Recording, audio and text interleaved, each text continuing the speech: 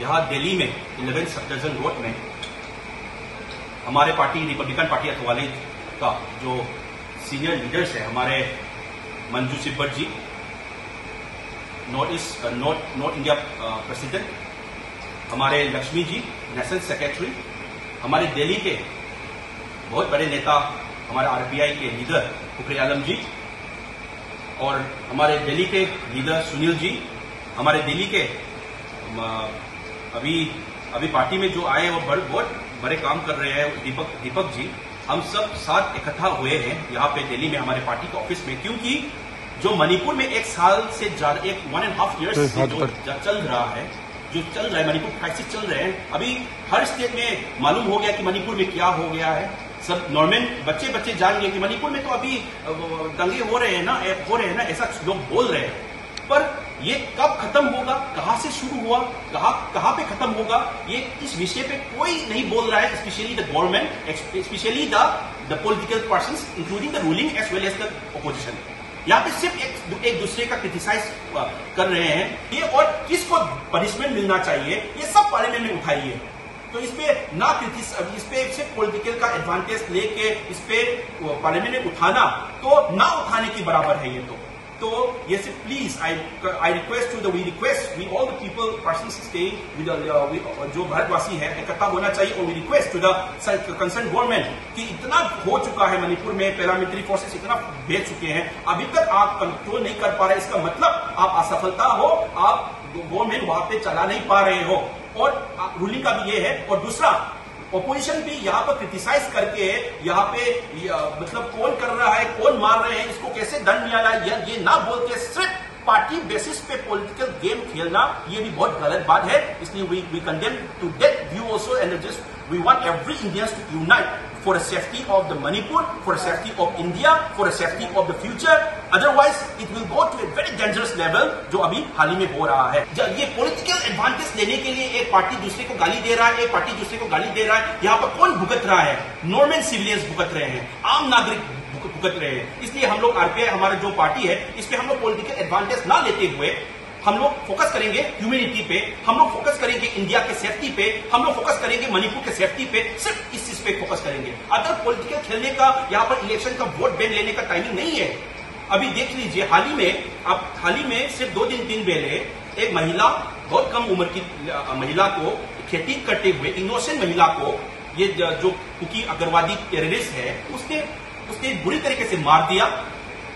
और कल से उस दिन 2-3 दिन चल रहा है, थन्ना पप्पी जगह पे एक आर्मी ऑफिसर का भी घायल हो गया बाय द कुकी टेररिस्ट। आज भी शांतिपुर एरिया में एक हमारा पारंपरिक समुदाय, हमारा इंडिजिनियस कम्युनिटी तांकुल का एक बंदा भी, एक पर्सन भी घायल अच्छी बुरी तरीके से हुआ है by the cookie terrorist.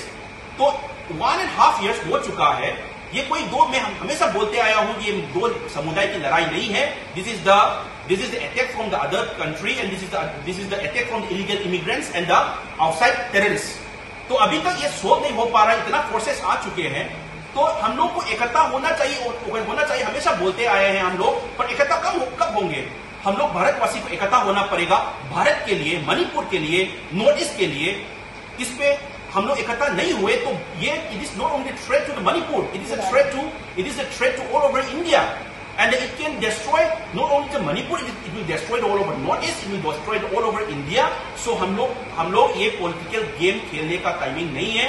Please मैं आपको हाथ जोड़ के आप लोग से विनती करता हूं, गवर्नमेंट को और सभी जो पॉलिटिक्स पे रिलेटेड हो, इस पे आप अभी मणिपुर के विषय में पॉलिटिक्स ना खेलते हुए इकट्ठा हो जाइए और मणिपुर का विषय को सोल्यूशन जल्द से जल्द लेकर आइए, क्योंकि बहुत दर्दनाक हो रहा है दिन ब दिन, और मणिपुर में अभी भुगत रहे हैं।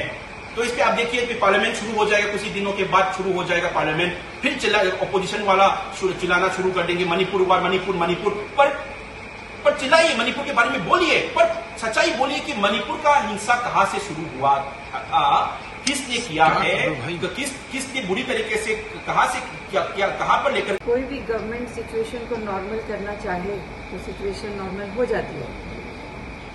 ये मैं नहीं मान सकती कि सिचुएशन आउट ऑफ कंट्रोल इसलिए है because the situation and the people there are more powerful than the paramilitary forces और more powerful than the present government. हमको ऐसा लगता है कि ये लोग इस मणिपुर स्टेट में पीस चाहते ही नहीं है। तो क्यों नहीं चाहते हैं? इसके पीछे कौन है? कौन Manipur state? Manipur is burning. The whole country knows, the whole world knows. Manipur is burning. That's the right word for Manipur. महिलाएं कैंडल मार्च करी, मशाल्स लेके चली, लोगों ने कितना प्रोटेस्ट किया, एक आर्मी जवान की वाइफ को रेप किया, और भी बहुत कुछ मणिपुर में हुआ। क्या आप लोग इस बात को बिलीव करते हैं कि पैरामिलिट्री फोर्सेस इस सिचुएशन को कंट्रोल नहीं कर सकती हैं, पर करना चाहती नहीं है। जो नेताओं को जाके मणिपुर में बोलना चाहिए, जिन नेताओं को वहां जाके अपनी प्रेजेंस दिखानी चाहिए, कोई नहीं जाता है। क्यों नहीं जाता है? क्या बाहर की गवर्नमेंट्स के साथ हमारा कोई साजिश चल रहा है? क्या कोई अंडरस्टैंडिंग हो गई है कि जलने दो इस स्टेट को, मरने दो इन मणिपुर के लोगों को? क्यों? वाई? तो मेरा आपको जवाब यही है कि जो गवर्नमेंट है वो चाहती ही नहीं है कि मणिपुर के अंदर शांति हो। वो इस कंट्री की पॉलिटिकल पार्टीज में भी एक डाइवर्जन चाहती हैं, जहां एक कोने में एक छोटा सा स्टेट जल रहा है, एक छोटा सा स्टेट बर्बाद हो रहा है, और उसकी ओर नजर इसलिए नहीं डाली जा रही है क्योंकि उनको फर्क ही नहीं पड़ता है। So for their own political gains, for their own political ambitions, I think the parties are not interfering, and I think this is the only reason why Manipur is burning, not that the paramilitary forces are not capable. Because if our paramilitary forces are capable of defending our nation, then how come they are not defending a small state like Manipur?